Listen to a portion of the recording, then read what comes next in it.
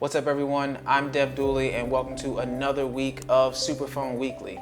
Now I know you're probably getting ready for Thanksgiving and preparing turkeys and all of that good stuff, so I don't want to take up too much of your time, but I just wanted to give you two quick tips on how to best use your SuperPhone for the holidays.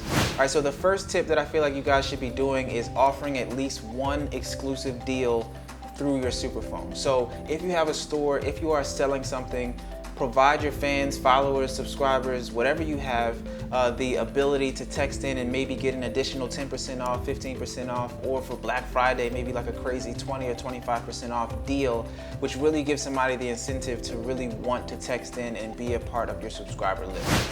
All right, so the second tip that I have is to actually take advantage of sending blasts during the holidays. It isn't normally that we send out major blasts to all of our subscriber lists or even have a reason to. So this is the perfect opportunity that you can take advantage of to send out a new Black Friday promotion, or even if you just want to just say happy holidays to all of your fans, followers, and subscribers, it allows you the ability to build your customer relationships and stay top of mind for the holidays.